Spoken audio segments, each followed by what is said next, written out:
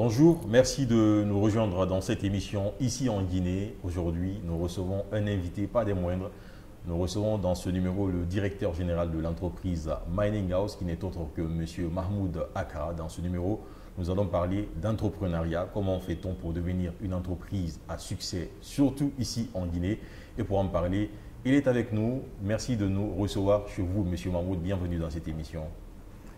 Bonjour M. Guirassi, bienvenue également. Merci à votre émission, votre radio, pour cette interview. Comme je le disais, nous allons parler d'entrepreneuriat en Guinée. Vous le dites, ce sont vos propres mots, vous êtes guinéen dans l'âme. Vous êtes en Guinée, vous êtes la 3e génération de votre famille en Guinée. Et puis depuis plus de 30 ans, vous êtes là avec votre famille. Vous avez une entreprise qui emploie plus de 300 personnes, majoritairement des Guinéens. Et avant d'abord de parler de l'entreprise Mining House et de parler de l'entrepreneuriat, est-ce que vous pouvez un peu parler de vous, votre parcours, où est-ce que vous êtes né, où est-ce que vous avez grandi? Donc voilà, moi je suis né, donc je m'appelle Mahmoud Akra. Aujourd'hui je suis gérant directeur général de l'entreprise de Mining House depuis le 11 septembre 2015. Je suis issu d'une famille qui est arrivée en Guinée maintenant depuis plus d'un siècle. Je suis la 3e génération. Mon grand-père est arrivé début 1900 en Guinée. Moi, je suis né en Côte d'Ivoire. Les raisons, je ne les ai pas demandées à mes parents, mais bon, je pense qu'on avait de la famille et pour des raisons éventuellement médicales et autres, mes parents avaient jugé ou décidé que je naisse en Côte d'Ivoire. Je suis arrivé à l'âge de 3 ans et depuis l'âge de 3 ans, j'ai fait toute mon enfance à l'école française, le lycée Albert Camus, de la maternelle à la terminale. Et après, je me suis lancé dans l'entrepreneuriat en Guinée. Donc, du coup, vous avez grandi en Guinée. Vous avez grandi dans quel quartier? Est-ce que vous pouvez nous parler un peu de votre enfance en Guinée? Donc, je suis un petit Guinéen du quartier Koléa Centre, Okay. Donc, où j'ai passé toute ma vie, où je suis retourné, parce qu'en 1996, mes parents avaient quitté le quartier de Koléa pour la Kamayenne. Et moi, j'ai décidé à l'âge, une fois adulte, de revenir à Koléa, parce que tous mes souvenirs était à Koléa, donc le hasard et la chance et le destin a voulu que je remette la main sur la maison dans laquelle j'ai passé toute mon enfance, toute ma vie je dirais. Et donc aujourd'hui j'habite dans cette même maison à Koléa, donc devant ma cour où j'ai appris à jouer au foot avec les jeunes du quartier, sur le bitume. Et voilà, je suis un fils de Koléa. On ne grandit pas à Koléa sans pour autant pouvoir parler de Soussou quand même. Je vous le disais tout de suite avant qu'on ne commence l'émission. Est-ce que vous pouvez un peu faire un peu de salutation en Soussou? Donc Soussou et Nana, nous sommes même à Faïra. Nous avons fait M. Guirassi, Mbariri, Mori, Koléa, Centre. Ma famille, Mbore, ma relation. Halim matinkan de balon nabir rabari koleane lansana konte yang ala gaya fama anu dangi ma l'air biri aga auto cuina anu dangi ma asgafe abore ministre de l'agriculture feu Alseni Fofana anu tima l'air biring amu rebu. Alors les enfants, ça va, tout va bien? Oui patron, oui président, oui papa, ça va, il faut continuer. Super, ça c'est fait de belles souvenirs d'enfance. Alors, on va revenir à l'entrepreneuriat. Est-ce que vous pouvez nous parler de l'entreprise Mining House? Je le disais à l'entame, c'est une entreprise qui emploie plus de 300 personnes. Beaucoup de Guinéens sont dans cette entreprise et vous réalisez beaucoup de projets. L'entreprise a démarré, je crois, en 2011, si je ne m'abuse. C'est ça. 2011. Et parlez-nous un peu de cette entreprise, de cette aventure. Donc déjà avant 2011, pour mon compte, de manière individuelle, je me suis lancé déjà dans la pneumatique parce que la Guinée est un pays dans lequel il y a toujours eu du transport pour des raisons, plusieurs raisons. Déjà le port se situe à Conakry, donc pour toute sortie de marchandises de Conakry se fait par voie terrestre, que ce soit pour le marché principal de Madina ou l'intérieur du pays, c'est du transport terrestre. Ensuite, on a l'avantage d'avoir 6 frontières, 6 pays frontaliers, dont le Mali, qui malheureusement n'a pas de port, tant mieux pour nous. Donc, toutes les importations du Mali passent aussi par le port de Conakry. Donc, je me suis dit, pourquoi pas développer un peu la pneumatique. Avant la pneumatique, j'étais dans l'industrie de la chaussure. Par manque d'électricité et malheureusement, la dévaluation de la monnaie faisait qu'on ne pouvait pas faire la compétition, être compétitif avec la Côte d'Ivoire et le Sénégal. Donc j'ai abandonné l'industrie de la chaussure plastique et je me suis lancé dans le pneumatique. De 2005 à 2011, j'étais pour mon propre compte dans de la pneumatique. Entre-temps, les sociétés de logistique naissaient comme des petits pains, avec l'arrivée à l'époque d'entreprises internationales comme Rio Tinto, Vale, avec leurs sous-traitants comme Fluor et tant d'autres. Et donc, on commençait à parler de projets miniers en Guinée, pareil, le projet Rio Tinto, le projet BHP Billiton, qui sont des projets miniers à l'intérieur du pays, dans nos terres, pour lesquels il fallait du transport maritime pour rendre ces projets réalisables. Donc je me suis dit, pourquoi pas la pneumatique? Je me suis lancé dans la pneumatique en devenant le représentant de Goodyear en République de Guinée. Avant moi, il y a plusieurs qui ont été représentants Goodyear qui n'ont malheureusement pas réussi. Je ne connais pas les raisons. Mais nous, on s'est concentré, on a travaillé de manière sérieuse. On a fait en sorte d'avoir du stock en permanence, parce que la force aujourd'hui du commerce, c'est d'avoir de la disponibilité. Les miniers ont tellement d'avantages en général qu'ils importent tout. Donc nous, on s'est dit à quel moment est-ce que ces miniers vont avoir besoin d'acheter localement? C'est en cas de rupture ou de retard dans leur livraison. Donc nous, notre stratégie a été le stock et rien que le stock. Et du coup, en plus du pneumatique, l'entreprise s'est élargie parce que vous êtes dans les BTP. Vous avez d'ailleurs construit l'aéroport de Bokeh. Aujourd'hui, vous avez pour projet de reprendre ou de, comment on appelle, de reprendre les projets, en tout cas sur les aérogares dont on a vu les lancements de projets récemment.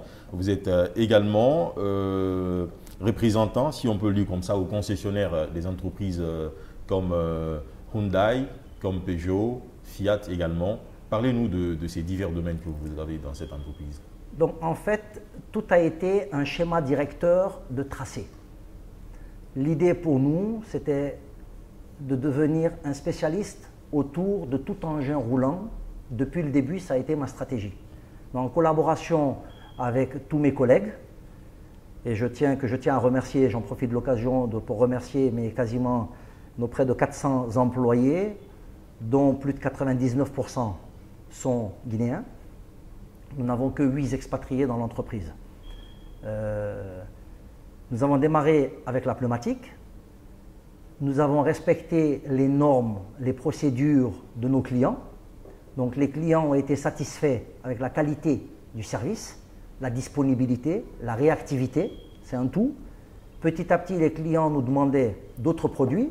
On est passé du pneu à la batterie, de la batterie à l'équipement de protection individuelle, des équipements de protection individuelle aux huiles, des huiles aux pièces de rechange pour l'automobile, des pièces de rechange, on s'est lancé dans les jantes, et après la jante, on s'est retrouvé en fait à faire tout ce qui tourne autour de l'engin roulant. Ça va du VL, du tourisme jusqu'au poids lourd, et on s'est dit pourquoi pas les véhicules. C'est ainsi que nous sommes devenus représentants de Jeep, Fiat, Peugeot et Hyundai en République de Guinée dans le cadre de l'automobile. Nous sommes représentants, je vais citer quelques marques, Michelin, Goodyear, Triangle et Mania qui sont des pneus chinois et indiens, et Goodyear et Michelin qui sont réputés et connus. Nous sommes représentants Bosch, nous sommes le représentant Cofran en République de Guinée, c'est des huiles européennes, françaises, et tant d'autres produits, Schrader, un équipementier automobile, les groupes électrogènes Perkins de Dubaï. C'est en fait, tout tourne autour de la même clientèle, mais on a juste élargi à chaque fois l'assiette produit, parce que les besoins étaient ressentis, et surtout, comme je disais, la disponibilité en stock, et on a développé le service après-vente. D'accord. Vous allez encore vous en parler beaucoup plus en détail parce que je parlais de l'aéroport de Bokeh, des aérogares que vous allez rénover.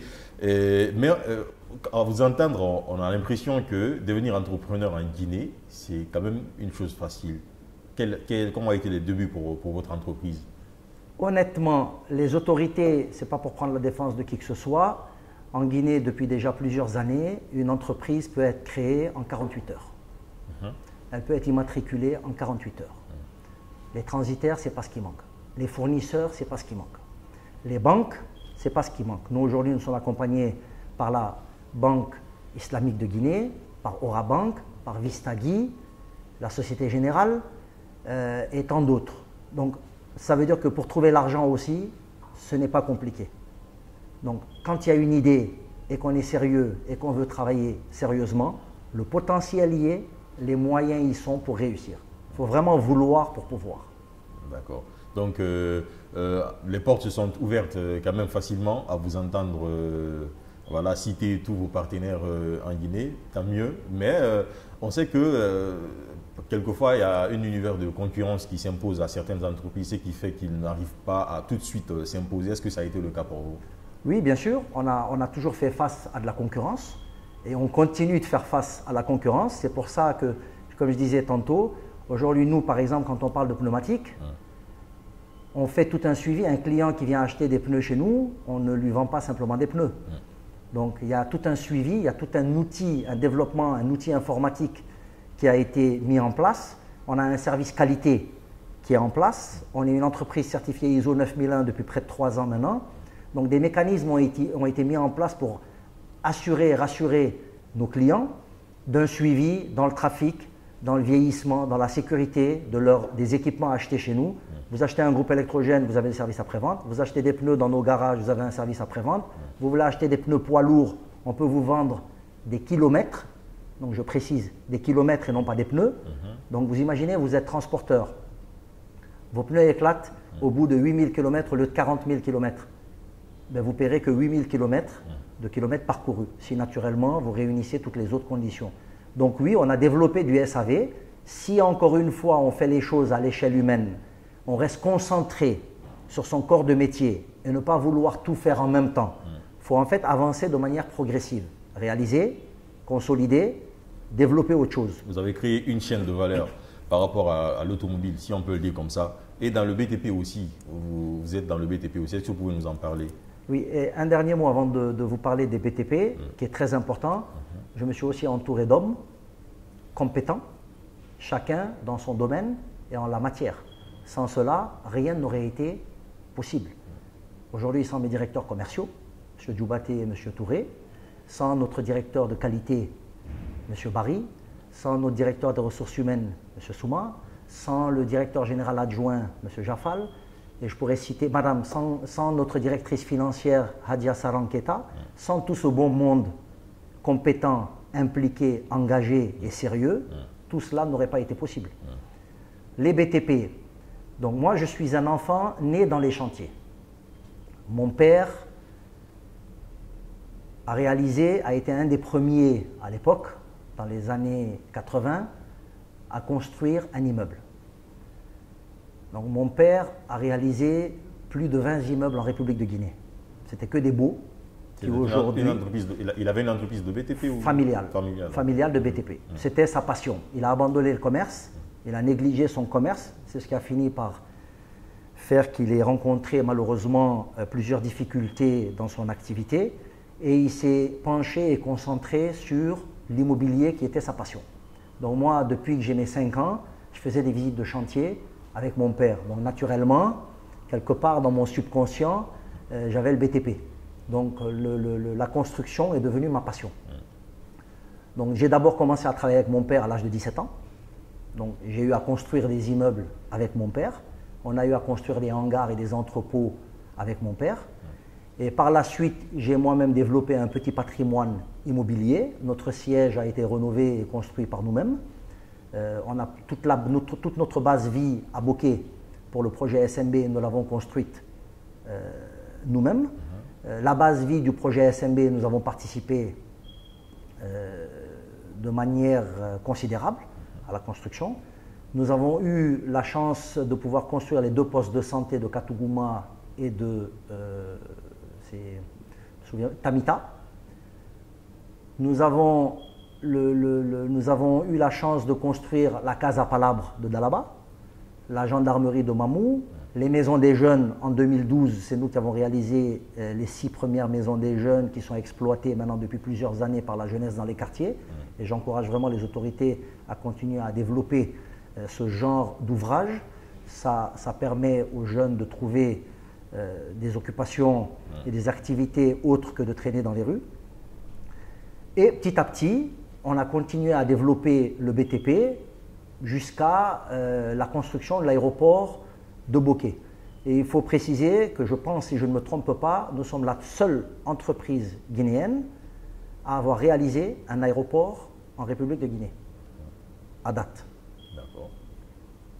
Et j'imagine que l'ouvrage a été bien aperçu parce que déjà avoir le chantier, je ne suis pas spécialiste dans les aéroports, mais on sent quand même que le travail a été bien fait. Je parlais aussi de votre collaboration avec l'État, d'où la rénovation des aérogares. Est-ce que vous pouvez un peu nous parler de comment est-ce que, dans quel état d'esprit vous prenez ces projets, parce que c'est quand même, ça arrive à un moment où beaucoup de chantiers sont lancés, où les regards sont aussi braqués vers ces types de projets, où il y a beaucoup de spéculation, évidemment, parce que c'était des anciennes des infrastructures qui existaient en Guinée, après un moment qui n'ont plus existé. Et voilà. Est-ce que vous pouvez un peu nous parler de cette collaboration déjà avec l'État et puis de ces projets? Très bien. Donc déjà, il faut savoir que construire un aéroport, encore une fois, ce n'est pas compliqué. C'est quelque chose de très simple. Très simple quand vous vous entourez, encore une fois, des bonnes personnes, des bonnes compétences et des bons partenaires. L'aéroport de Bokeh est un aéroport qui répond aux normes internationales de l'OACI. L'aéroport de Bokeh a été réalisé avec l'accompagnement, la validation, la certification de tous les plans avant, pendant et après la construction de cet aéroport par l'ANA, l'Agence de navigation de l'aviation civile. Donc, aujourd'hui, les autorités nous ont fait confiance de par notre expérience, notre sérieux, nos moyens, nous ont fait confiance et nous ont confié la réalisation des 4 aérodromes de Kankan, Labé, Farana et Nzérikori. Nous avons déjà effectué les poses de première pierre de Kankan, Farana et Nzérikori. Et Inch'Allah, le samedi, nous allons procéder à la pose de la première pierre de l'aérodrome de Labé. Je peux vous rassurer, vous garantir, vous et tous ceux qui nous écoutent, que ces aéroports seront réalisés dans le respect des règles de l'art. Les délais seront respectés, ces aéroports répondront à toutes les normes, nous ferons appel à tous les Guinéens, nous construirons ces aéroports avec des Guinéens, nous allons les exécuter et nous serons tous contents, heureux, fiers dans 12 mois de voir la réalisation, l'achèvement de ces aéroports. Et je tiens à préciser une chose. Je suis guinéen, ma famille est guinéenne. Nous sommes nés en Afrique. Nous avons vécu toute notre vie en Guinée. Ma famille est en grande partie enterrée à Cameroun, au cimetière de Cameroun. Nous ne sommes pas des affairistes, nous sommes des entrepreneurs. Nous avons tout à jouer dans ce projet d'aéroport. Mon avenir, l'avenir de l'entreprise, ma réputation, la réputation de mon entreprise, la réputation des partenaires et la réputation même des autorités qui nous ont fait confiance. Donc, nous allons nous entourer de toutes les compétences nécessaires, de toutes celles qui nous manquent en tout cas, pour mener à bien ce projet. Vous êtes, à vous écouter, on est quand même très très rassuré. Hein. C'est l'une des grandes qualités d'un grand entrepreneur. Alors, cela m'amène à vous poser la question, à savoir quel est votre secret pour devenir un entrepreneur sûr de soi, sûr de ses projets, sûr de son équipe. Vous savez, une dernière parenthèse s'il vous plaît par rapport aux aéroports. Je tiens à attirer votre attention sur le coût de ces aéroports. 59 millions de dollars, c'est beaucoup d'argent. Mais 59 millions de dollars pour 4 aérodromes, c'est très peu d'argent. Donc c'est vraiment que le consortium UMS et nous-mêmes avons décidé de faire en sorte de rendre ce projet réalisable. Nous allons mettre tous les équipements, les moyens, les ressources humaines, moyennant rien, gratuitement, pour rendre ce projet réalisable à ce prix-là. Je n'ai pas les offres, je n'ai pas les enveloppes, et je n'ai même pas le droit de divulguer les informations des autres qui ont postulé éventuellement pour ces mêmes projets. Tout ce que je peux vous dire, c'est que nous sommes très loin en dessous des enveloppes de la moins disante après nous. Mais qu'est-ce qui vous motive à vous engager dans ce type de processus? Aujourd'hui, j'ai des activités à Bokeh. Aujourd'hui, on a réussi à faire dans la même journée Conakry-Cancan, Cancan-Farana, Farana-Conakry. Pourquoi pas tous les Guinéens? Qu'est-ce que ça nous coûte?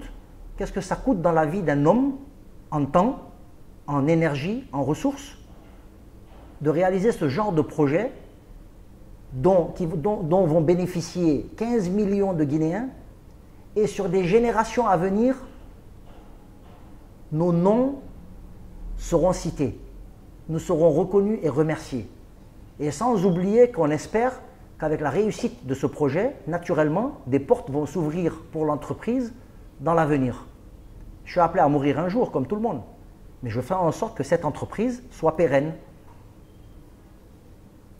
Et pour répondre à votre question, j'ai eu la chance d'avoir une bonne éducation, le respect des autres, le sérieux, la fierté, ne pas voler, ne pas mentir, ne pas tricher. Cette éducation sont la base, je pense, de ma réussite. Ensuite, il y a mon entourage. J'ai une famille, une femme et des enfants qui m'aiment. J'ai des sœurs et frères, il y a une cohésion au sein de la famille. On se consulte, on discute de tout et de rien. J'ai des parents, j'ai perdu ma mère, mais j'ai mon père qui est encore vivant, Dieu merci, qui a toujours été là pour me conseiller et faire part de son expérience, parce qu'on ne refait pas le monde. Donc il faut mettre un peu son orgueil et sa fierté de côté et accepter les conseils des anciens. On gagne un temps fou.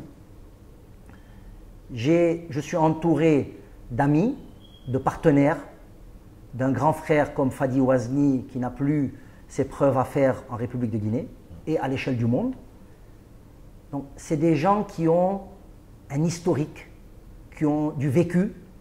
Donc en les consultant, vous avez accès à des conseils gratuits. Donc en mettant son orgueil et sa fierté de côté et en acceptant d'apprendre et en acceptant d'écouter, croyez-moi, on gagne un temps fou et on avance à la vitesse de l'éclair. Et quand on a des amis qui deviennent banquiers, qui vous ont connu dans d'autres circonstances, dans un cadre hors du cadre des affaires, connaissent la moralité de la personne, c'est plus facile pour eux de prendre des décisions professionnelles à vous accompagner ou pas. Donc je vais citer aujourd'hui par exemple Amadou Lamarana Bari, le directeur général de la Banque islamique, M. Souleymane Baldé, M. Amadou Tal de Orabank, M. Martial de Vistagui. C'est des gens qui nous font confiance.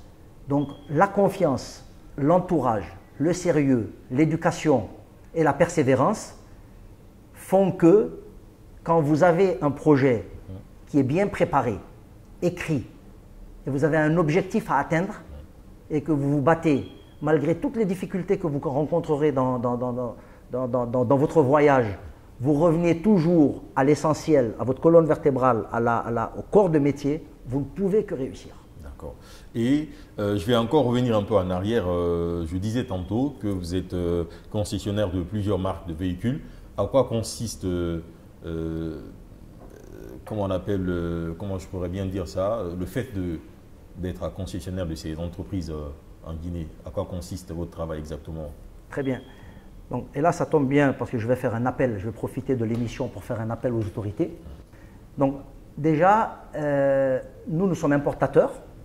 Nous bénéficions d'un entrepôt sous douane, donc ça veut dire que tous nos véhicules rentrent en République de Guinée dans un entrepôt où les véhicules sont stockés hors taxe, hors douane. Depuis cet entrepôt, on peut les liquider en douane conformément à la réglementation, au cahier des charges de chacun des clients. Un minier va bénéficier de ces avantages, une institution internationale ou une personne lambda, etc. Donc nous importons. Notre force, encore une fois, avec l'automobile, c'est le stock. Donc nous avons les véhicules en stock. Nous nous faisons accompagner et nous accompagnons certains de nos partenaires de par le crédit bail. Donc la banque accompagne le client, la banque achète au comptant le véhicule et fait un échéancier à son client qui va pouvoir bénéficier d'un véhicule neuf et qui va pouvoir payer sur 3, 4 ou 5 années. Donc c'est importer et vendre des véhicules En plus de cela, comme je vous disais, on a les garages, etc. Mais aujourd'hui, pour rejoindre un peu les autorités dans leurs décisions d'interdiction de véhicules de plus de 8 ans, dans l'interdiction d'accès de mototaxis dans Kaloum, des tricycles dans certaines zones. Donc je comprends entièrement les décisions du ministre des Transports, M. Félix Lama, parce que c'est vrai que la circulation en Guinée devient très très pénible et très difficile. Mais aujourd'hui, il y a des mesures qu'on pourrait mettre en place.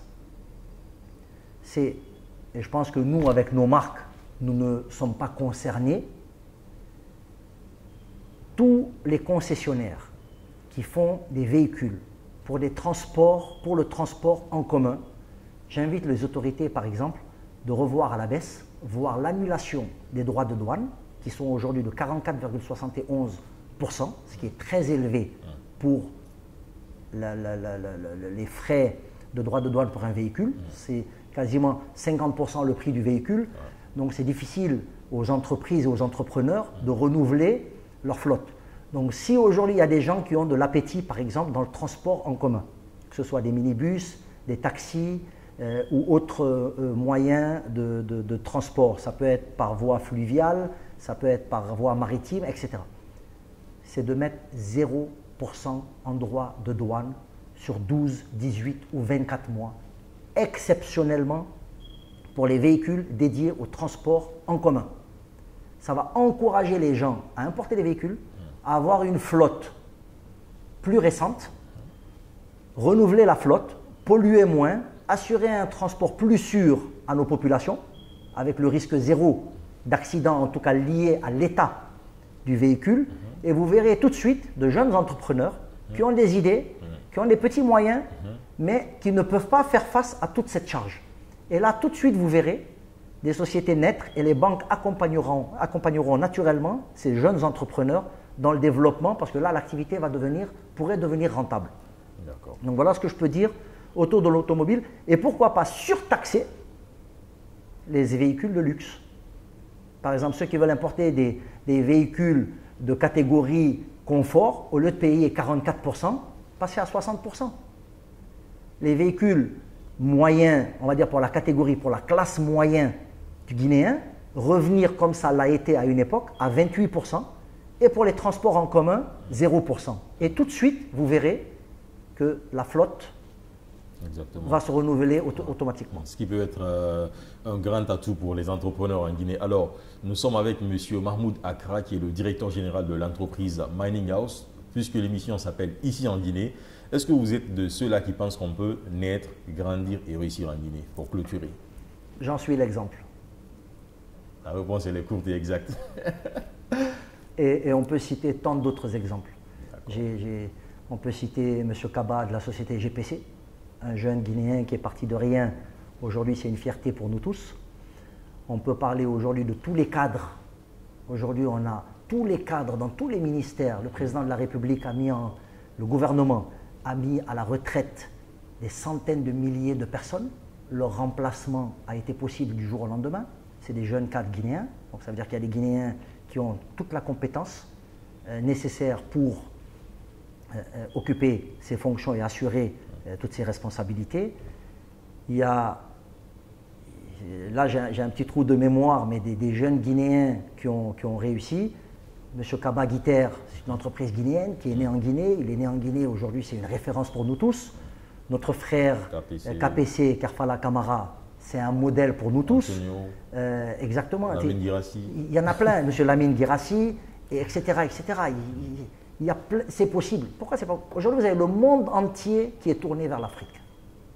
Nous faisons partie, nous avons la chance de faire partie des pays les plus riches au monde. Et vous savez, c'est quoi notre plus grande richesse? Ce n'est pas les matières premières, c'est les ressources humaines. Donc oui, tout est possible en Guinée.